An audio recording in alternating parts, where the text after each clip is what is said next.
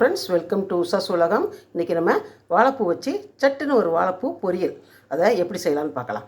வாழைப்பூ எல்லாம் ஆஞ்சி அந்த கம்பு குச்சியெல்லாம் எடுத்து வச்சுட்டு வந்திருக்குறோம். இதை நம்ம நல்லா அலசிட்டு பொடி பொடியாக நறுக்கிட்டு வந்துடலாம். தண்ணியில் நல்லா அலசிட்டு பொடி பொடியாக அரிஞ்சிட்டு வந்துடலாம். வாழைப்பூ தண்ணியில் அரிஞ்சு போடும்போது கொஞ்சோண்டு தயிர் ஊற்றிக்கணும்.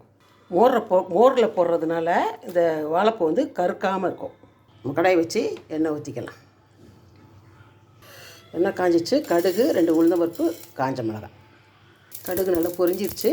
கருவேப்பிலையும் சின்ன வெங்காயம் போட்டாங்க. வெங்காயம் ரொம்ப வணங்கணும்னு இல்லை.